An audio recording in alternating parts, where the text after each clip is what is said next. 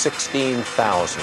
Down about 500 points from where it was before I went away. We're now up 18 points. The trading session has begun. We're up 17 points. The trend is ugly. We're up 22 points. We're up 23 points. Not going very far.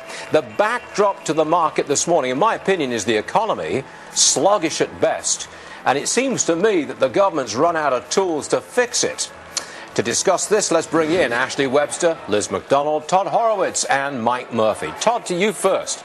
My statement was, the economy's slowing. We're out of tools to fix it. You agree with that? Good morning, Stuart. Welcome back. I can't wait for that 11 o'clock shot I can see in those trunks. But yes, I agree 100%. The markets, look, if we're doing so well and the economy is in such great shape, why is the Fed on the front page every day? Why is one central bank after another out manipulating the markets? If we're in such great shape, why do we continue to see that? I can't quite figure it out, but it's either the People's Bank of China, Mario Draghi, or Janet Yellen. But every day, one of them is doing some financial engineering, and to me, it reeks of a lot more trouble than they're willing to admit. Okay, Liz. Do we have any tool in the administration's toolbox to fix a slowing economy? Not in this administration's toolbox. You know, Todd is right. It looks like the Fed officials have been talking. It seems like they've been talking since Clinton was in the White House. They do so much talking. But, you know, the one thing that any administration could deliver is more upbeat rhetoric. I'm sorry, the downbeat talk out of this administration is a sour X-ray blanket on the entire U.S. economy. They have run out of tools for sure. The Fed can't raise rates in this environment, according to Wall Street analysts. And, you know, more government spending when the CBO says $30 trillion now, government debt in 20 years, that's a lot. Mike, you've got a different take on this, haven't you? I do. I think that we're in an economy that's growing at roughly 2%. And I think that because that's what the statistics tell you. So that's where we are right now. So I don't think that tells me you need more stimulus. I don't think we necessarily need to raise rates right now. But I think if you look at Fed funds futures, they're telling you get 2 to 3 more rate hikes this year. This Fed has told us, Stuart, the Fed has told us that they're data dependent. They're watching the data. I've been trying to say to watch the data on corporate earnings. You're killing me. Corporate earnings are coming in. What do you got? I don't care about the Fed. I don't care. I want to know how we're going to get 4% growth. And we're not going to get 4% growth with the policies that we've got in place. That's right. We're not going to get 4% growth no matter what the Federal Reserve does. We're not going to get it. Exactly. But you're not looking for 4% growth at 0% interest rates. We're not in an environment that's calling for 0% interest rates. Agreed? We've had 4% growth more than half the time since World War II. This is not out of the realm of possibility. Show me the policy which we can adopt now, which we're likely to adopt now, which will give me 3% growth or 4% growth. You can't tell me. I couldn't agree more. Well, for me, I believe 0% interest rates are not where we want to be. This isn't 2008. We're not in the middle of financial crisis. I don't think it's necessary. Todd, come on into this. Hey, listen, they took $4 trillion and threw it in the garbage can. Why didn't they put people back to work? You want to improve the growth.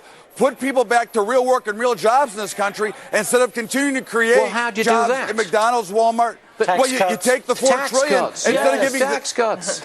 No, and instead of putting the money into the banks and letting them get zero interest, borrow at zero, and get 2.25% from the Fed, from the government, put it to work and rebuild America like they do when they create the war effect. That's what we want to do here, is create the war effect. How do you get the banks to push the money out? How do you do that? You end some of the regulations on them. So we've over-regulated the banks. We've over-fined the banks. So you look at the bank earnings. They still talk about fines they're paying. They still talk about having to pay legal expenses. So the administration has decided since 2008 the financial crisis was the workings of Wall Street. So therefore they're going to continue to punish Wall Street. That doesn't help create jobs. Get the government out of the way and bring back the animal spirits in the economy. What's wrong with American capitalism that can't fix this? That's What's wrong with it? Couldn't agree more. Get out 100%. the way. Look at Apple stock, please. Profits come out after the closing bell this afternoon. Maybe is there some talk of a cheaper iPhone? Well, there is. They've already done this, Stu, around the world. We know the strong dollar has killed Apple because their products are getting so expensive. In India, they dropped the cost of an iPhone 5S, which is the smaller, cheaper version, 43%. They're doing the same thing elsewhere. There is speculation that they may do that here in the U.S. as well. The iPhone 7, scheduled for release sometime in September. Of course, all the eyes will be on Apple after the bell today, and I think they're going to be looking at that March revenue projection because they could show, for the first time ever, year-over-year sales decline, which would indicate that perhaps the iPhone market is saturated. And doing from this point onwards, see that iPhone, which is the linchpin for Apple. Is there a problem there with if there was a drop in iPhone sales for the first time in a long, long time, if that happened, that stock goes way down, doesn't it? Apple. Well, a lot of it might be priced in. We've been talking about Apple sales declining for a very long time now. The stock's gone from 130 down to 100 right now. But remember, Stuart, 8.9.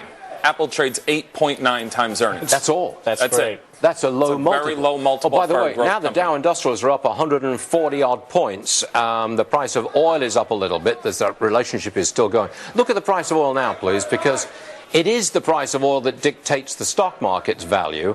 Right now we're at 30.86, up 52 cents on the upside. Dow's up 142. But Todd, are you still looking for another leg down for oil, down to 2025? Still looking for that?